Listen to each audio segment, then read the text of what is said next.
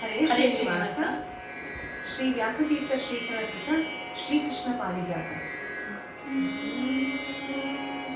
ಯದುಕುಲೇಶನೇ ಸ್ವಾಮಿ ಪದುಮನಾಭನೇ, ಮುದದಿ ನೆನೆಯುತ್ತ ಕೃಷ್ಣನ ಪದವ ಪೇಳ್ವೆನು.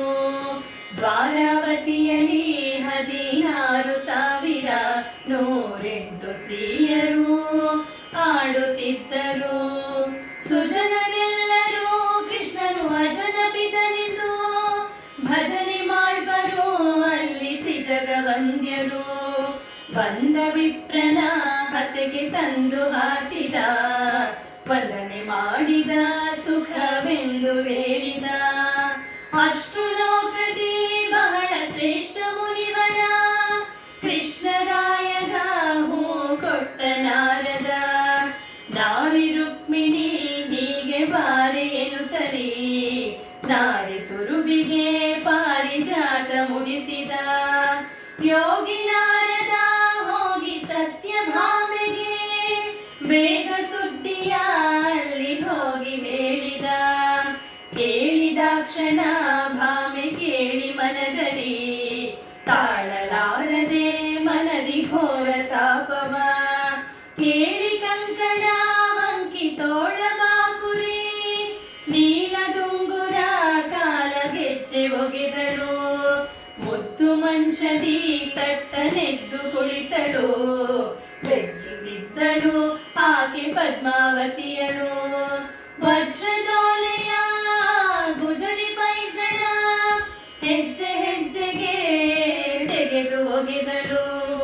ನಲ್ಲ ಕೃಷ್ಣನು ರುಕ್ಮಿಣಿಗೆ ಒಲಿದನ, ಎಲ್ಲಿ ಹೋಗಲ್ಯ ಕತ್ತಲೆ ಮನೆಯ ಸೇರಲ್ಯ.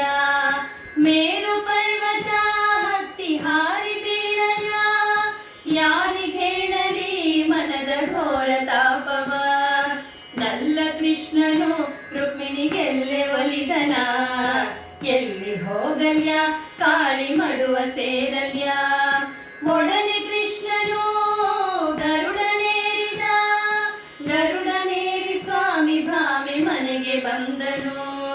ಕೃಷ್ಣನು ಅಲ್ಲಿ ಬಂದು ಗಳಿಗೆ ನಿಂತನು, ಮನಸ್ಸು ತಿರುಗಿ ಹಾಕಧರಿಗೆ ಹೀಗೆ ನುಡಿದಳು.